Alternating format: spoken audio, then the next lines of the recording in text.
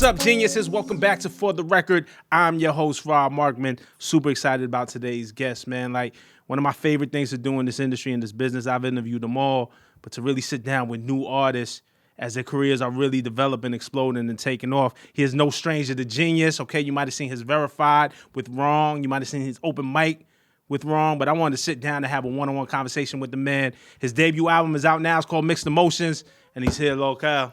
Yes, sir. Welcome to For the Record, man. How you doing? Good. I'm having fun, you know what I'm saying? Mixed Emotions just dropped today, so you know how that go. That's hard. Like, how does that feel to your debut album, man? Like, does it feel like, how did you think it would feel, and then how does it actually feel? It feel how I thought, you know what I'm saying? It's lit. We having fun, you know what I'm saying?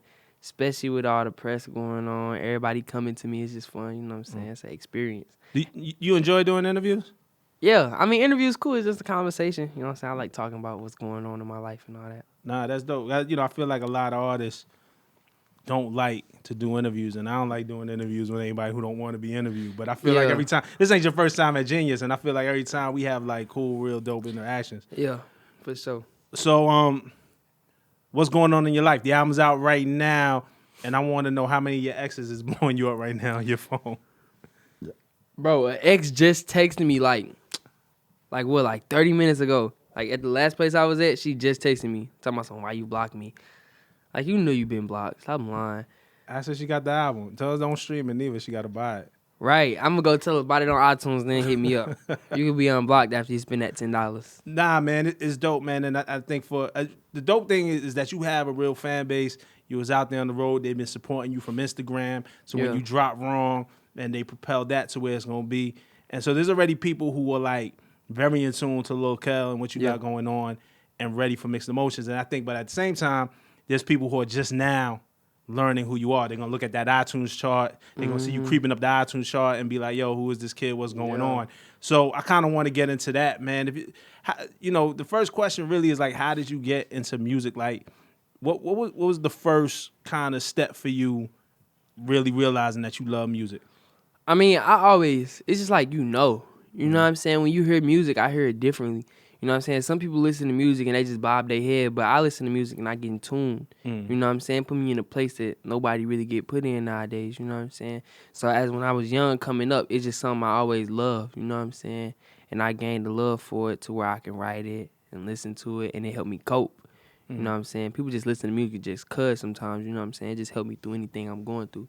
So that's when I developed a love for it. What music did you grow up around? Like just playing in the house when you like a little kid? I just grew up around like Jackson 5 and Chris Brown. Wow. And my mama always listened to a lot of rap though. Okay. But I don't know, I wasn't really in tune to it. But I listened to myself, like for myself, I listen to like a lot of R&B. A lot of R&B. So Chris Brown and Jackson 5 is fun. I mean, those are two drastically different generations. And just to paint a picture, he's 17 years old. You know what I'm saying? So even the fact that you go back to Jackson 5, that might be foreign. A lot of young people might be like, yo, they look weird. Why they pants like that with the bell bottoms? Right. Why his hair in the afro? Right. Or something like that. It might be turned off by it. But really, that music is timeless. Yeah, I mean, you just got to listen to it. Like, they got melodies that you can't really think of. Like, I'll be there. You know what I'm saying? It's just something that you can always bob your head to. And it's always like something that hit your ear different than other music. That's dope. And then Chris also. You know, Chris is again, we talking about once in a generation type artist, you know what I'm saying? Yeah. When you were younger, you were in a group also. You were in a project, so you did the group thing. And that's kind of like, I think the formula for young singers, even, we mentioned in the Jackson 5, like obviously, that's Michael Jackson, breaks off solo, biggest star in the world, music star. Right. What are your questions? But a lot of people's entry point is usually in a group. How did the Project X thing happen? And then when did you realize that kind of wasn't for you and the solo path was more your path?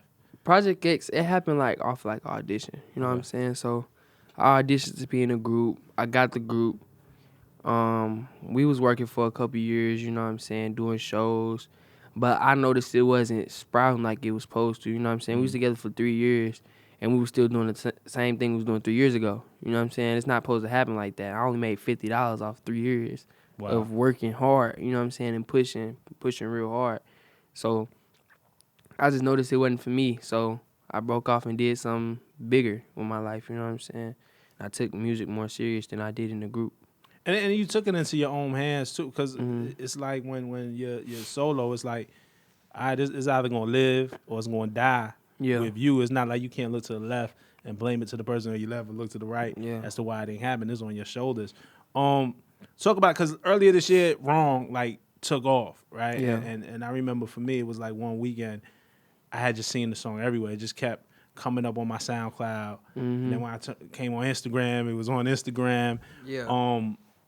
And it really kind of felt like a moment. And I'm like, wow, who is this, right? Yeah. You kind of worked that, like you dropped a version of that on IG before it was even a real song, right? Like, so talk about the organic nature of how you made that take off the way it did. Before I even like made videos or anything, I was always just like doing regular stuff, you know what I'm saying? But I noticed that I wanted to do music, you know what I'm saying? I just had to do something to pursue it. So I started like posting videos. That's where Pull Up came from and all that. And I started getting bigger and bigger as it went. And I think I was at about 400,000 followers or something. I gained like that much, and then I dropped the snippet of Wrong. And as soon as I dropped snippet of Wrong, like it started going crazy. You know what I'm saying? But our focus was on Pull Up. We wasn't even supposed to drop Wrong. You know what I'm saying? But we recorded it, and we was just like, Pull Up not working right now because of the So Sick and all that, paperwork, all that. So we just dropped Wrong just as a throwaway. You know what I'm saying? We just threw that out to people. And I don't know, it just gained. It just started building up. What was it about? Because your Instagram was definitely popping, so people were in tune. Because even when Wrong was just, again, kind of just a snippet, just an idea before it was a real song. Yeah. Like, there were people demanding it. You know what I'm saying? What was kind of going on your Instagram at that time, man? Like, was it just the music that you was focusing on before that? Was people just clicking on your Instagram just to hear you sing? Yeah, I think people was just really focused on like my little snippets, because that's what I was going crazy for. Like, people always fell in love with like the little videos and melodies, you know what I'm saying? And it's just you know what I'm saying? It'll take them through. And this is what I'm getting at. This is why I think this is rare in the way you use Instagram. Again, it was refreshing because I think a lot of people put on the show for Instagram. So you see a lot of things. You know, I see an artist, let's say like a Boom Gang or something, right? Will run in and Dunkin' Donuts and steal, and you know, just do a whole bunch of kind of skits in that way to entertain you in that way, and then be like, oh, and turn around and say, hey, I got music. And sometimes the fans don't react to the music the same way they react to the funny things that you do. What I'm saying is about you is that you have faith in just the music and the snippets and the melodies, and so people are following you for the music and not the antics. So then when you actually drop a song and put it on streaming, they're already there and focused on it. Yeah, I mean, I don't know. I wasn't never really like focused on like blowing up though. That wasn't really my focus. I didn't make videos and all that to blow up. I made it because I felt like this is what needs to be heard. Right. You know what I'm saying?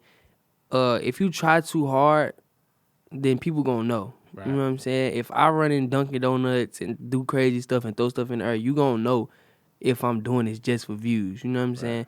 But when you see my videos, you could tell like I'm not being like no promotional type of, you know what I'm saying, trying to get extra views. I'm just putting out something how I feel, you know what I'm saying? Just something quick to throw out. You know what I'm saying? It wasn't ever for that. Nah, that's dope, man, and it's important to spotlight it. And I hope, and I kind of asked you this question because I already know you know, but for the people watching, the young artists, like I think a lot of them feel trapped, like they have to do something that might not even be in their heart to do just to get attention. And I hope in watching your story that they see, oh, we could just focus on the music, and if you good and you talented, that's gonna get the attention that you need to take you to the next level. So you signed with Cinematic, right? How does it feel to be a teenager kind of walking into a business opportunity like that? Like, were you looking for a label? Were you looking for a deal? And then what kind of made Cinematic attracted to you? I don't know. I wasn't really looking for a deal.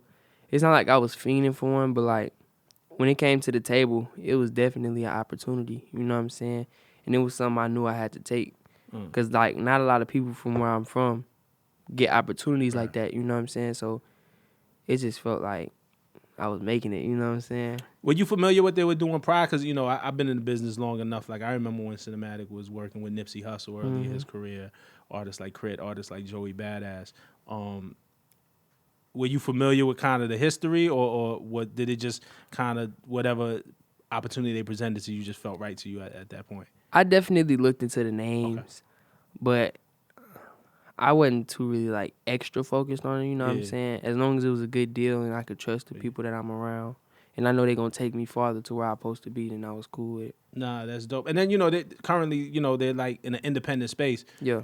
Was that important to you? And again, too, because I'm going like you 17 years old. I mean, when you signed the deal, you 16. And I think it's really smart. And you know what I'm saying? And I respect you for even going the independent route.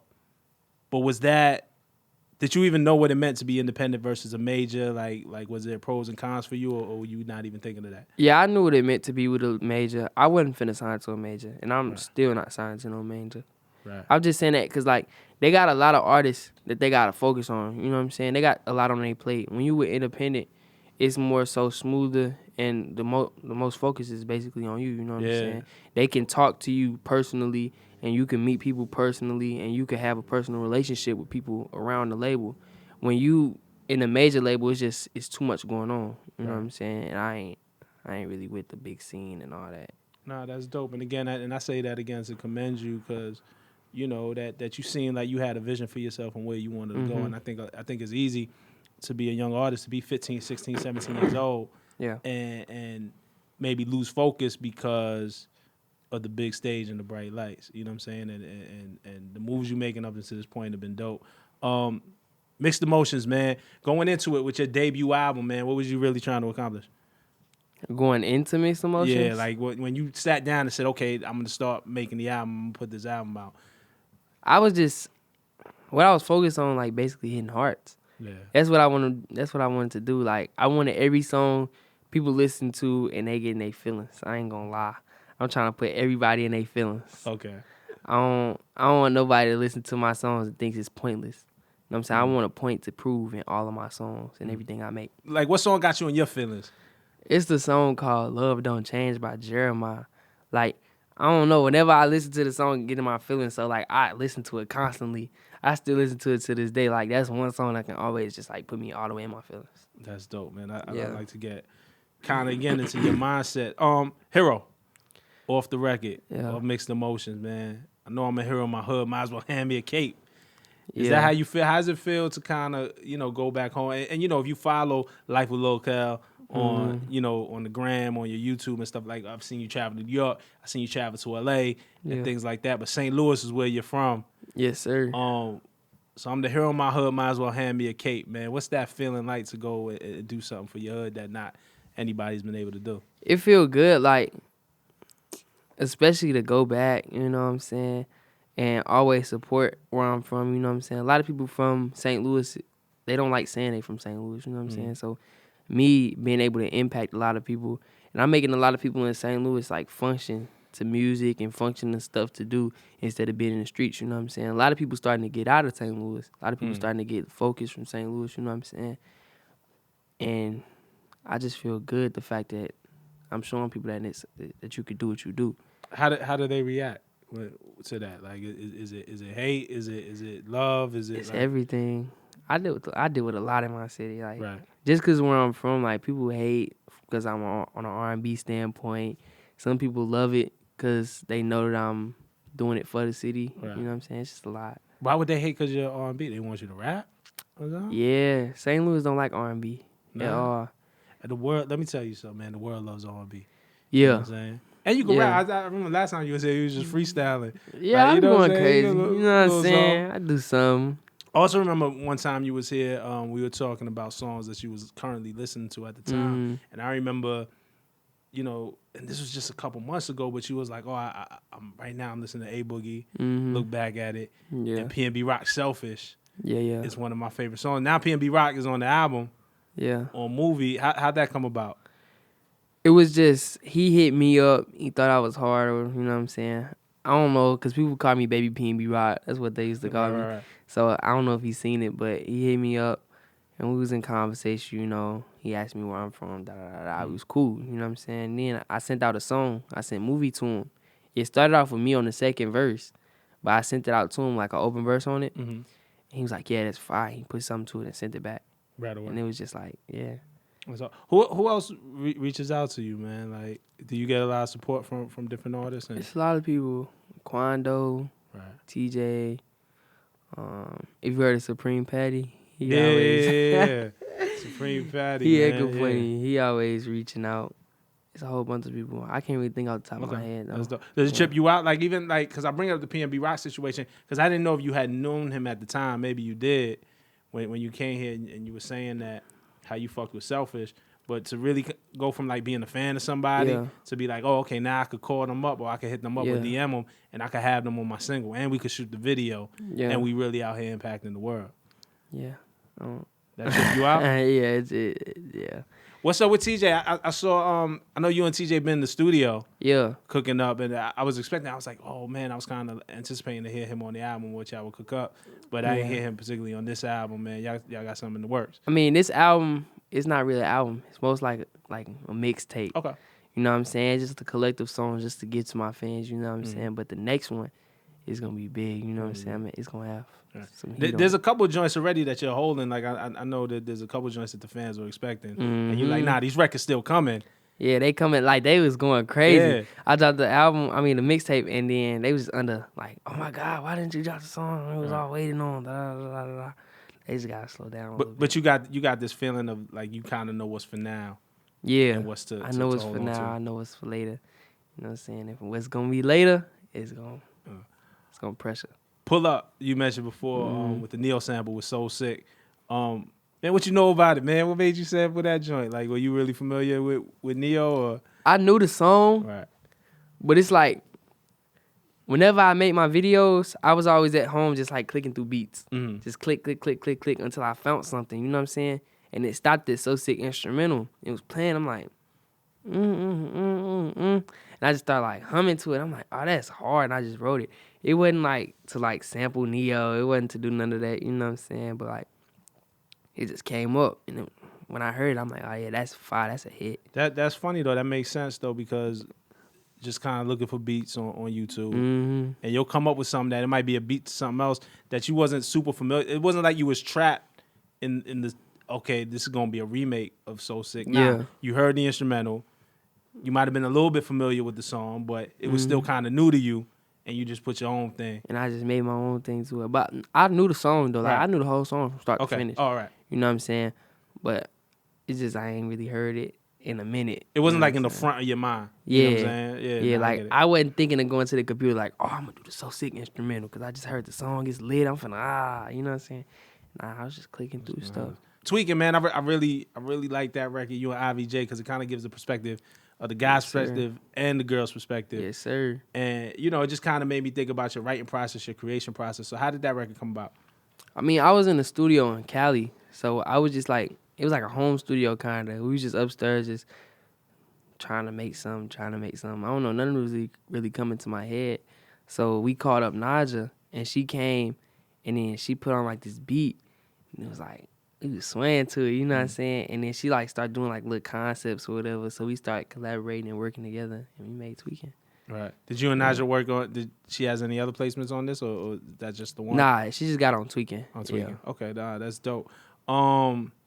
And you and IVJ, again, I feel like this the new generation of what was it like collaborating with her? You know what I'm saying? IVJ, she's wonderful. You know what I'm saying? Yeah. Like talent come easy to her. You know what I'm saying? Talent don't usually come easy to everyone. You know what I'm saying? Usually it's forced.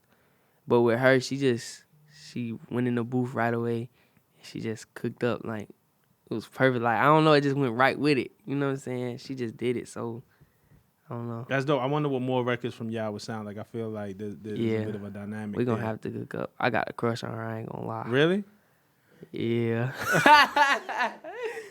So hold on. So this record this not pretend. This might not just be a record. No edits. Hovain in the background saying we're going to edit that out. But we got veto nothing. power. There's no edits. Hovain. Yes, sir. Nah, she's just a wonderful person. Like, okay. We friends, we cool. Like, you know.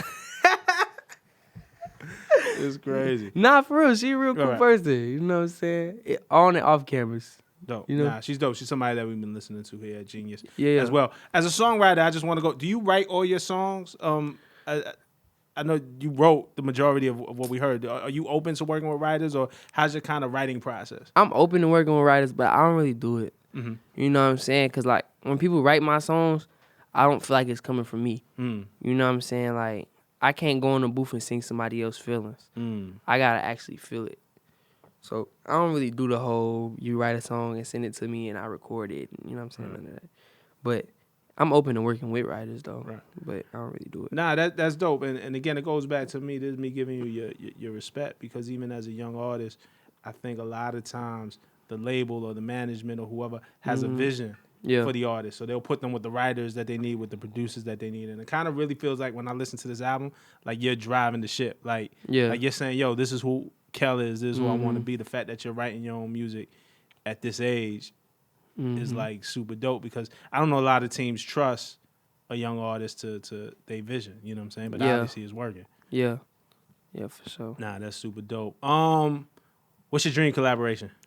Justin Bieber. Justin Bieber. You had said that before. I swear on everything. He ain't reach out yet, man? What's up? Nah, he ain't reach out yet, but I don't know. I hope. That's like my dream, though. This is the second time we talked about Justin Bieber on the show. I had TJ a couple weeks ago, and TJ said Bieber ain't clear, or Bieber's people ain't clear the sample for him. Yeah, listen, I Bieber, seen that. Your name is in the air, man. You're going to have to get in tune. Like you and Bieber would be dope. That's the pitch. That's it. That's the one right there. Nah, for real, though. It's irritating, man. Biebs hit me up, man. I used to listen to Baby a lot. Yes, sir. What kind of record would you think you and Bieber would do? Is there something in mind that you have? I'd do like a real pop song. Right. Like, it'd be like crazy out of this world. Like, I have to have Diplo on it, and I have to have Diplo and Cash Money AP come together. Like some trap pop stuff. Okay. Like on some weird stuff. That's a vision. I seen an interview with you on Hollywood, man. You said that your celebrity crush was Anne Marie. And I'm trying to figure out what. Look, man, I know these DMs is lit. I know you talk about Ivy J. I heard you talk about Anne Marie. I'm trying to figure out what's going on, man. I'm just trying to help you out. Well, with Anne Marie and all that? With your whole life, man. Whatever's going on. Look. You're a young man. I had a crush on Anne Marie. But Cowboy, my homeboy, I mess with Cowboy. And that. They had their situation. He got like a tattoo of her face or something like that. Okay. That's you. You don't want to get in the middle of that. Yeah, but I knew I was never going to get Anne Marie, though. She, like, grown. She, like, up there. That was just, like, when I was down. Right. I just, like, you know what I'm saying? It's good, like a kid crush. You know we all got crushes, bro. But Ivy J, that's going to be my girlfriend. That's it. That's when I do. That's when I do the face again. Yeah. That's dope, man. And then, lastly, man, I want to ask you about what's going on with you and YK Osiris? What's really the deal? I remember one time we talked. I know the fan base is at a point we're trying to pitch out against each other. And they do that. Like, he's my favorite. Which one is better? You know what I'm saying? But is there really something there? Is there really friction there? What's going on with that? YK Osiris is not a humble individual. Right. You know what I'm saying? He puts himself in a place that he's not in yet. Right. You know what I'm saying? You can't call yourself Drake if you're not Drake. You can't say you Chris Brown if you're not Chris Brown. You know what I'm saying? You can't say you God if you the devil. You know what I'm saying? Right. It's just like things you just can't put yourself into. You ain't no king. You know what I'm saying? Do you? I feel you on that. You know what I'm saying? The whole king R&B thing. Do you have dreams and aspirations of reaching that king status, to that king level? Because that's what you in it for, right? I feel like everybody a king in their own way. You know what I'm saying? You a king to your own fan base. You know what I'm saying? But ain't nobody the king of R&B. Right. You know what I'm saying? Like, it's just not. It's too many people in R&B right now to be a king of R&B. To take the spot for one. Yeah, to try to take the whole spotlight. You got Bryson Tiller, you got Chris Brown, and then he said he better than Bryson Tiller. Right. Come on now, bro. Right. Don't say to yourself. And then, like, you making yourself look bad. You know what I'm saying? For real, he making himself look horrible. What's really funny is I've never seen Chris say that about himself. Yeah. Real kings, like gangsters moving silence. You ever heard that saying? Yeah. If you a king, you're not finna pronounce you a king. People just gonna know. They gonna know. So you more so on the you just gonna let your work. Yeah, I'm gonna just let myself show. And if you feel like I'm a king, then you think I'm a king to you. You know what I'm saying? But that whole king of R&B conversation, that is dead. Right. You know what I'm saying? Nah, I feel you. Okay, so, and I definitely, man, again, man, I'm super excited, and we've been excited about your career here. I think with Mixed Emotions, I think you're proving that you're a young king. You know, in the making, like I think there's a corner in the game which you occupy, which as your career progresses, when it really gets bigger, like I don't really see anybody in that lane. Right. What do you want people to take away from this project when they listen to it? I want people to take away, don't be scared to express your emotions or your feelings, because you can always do it in different ways. You know what I'm saying? Everybody has a way to express emotions. If you paint, if you draw, you color, if you run, you know what I'm saying? Everybody has ways to express anger, happy, sad, you know what I'm saying?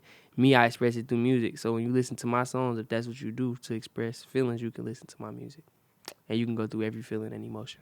That's dope, man. Nah, it definitely brings me back to, I ain't in the trouble that you in no more. That up and down roller coaster, man. I'm good now with my wife, man. But it definitely reminds me of when I was young and things was just, you know, it was this one and that one and what she did.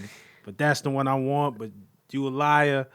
Yeah. I get all those emotions, man. And yes, sir. I definitely commend you for it, man. And you always have a home in Genius, man. So you come back anytime. You come on the show anytime. Yeah, and I want to say right now, Ivy J, if you're listening to this, come, you know what I'm saying? Come mess with a real He tweaking. The new album is out now, Mixed Emotions, Luh Kel. For sure.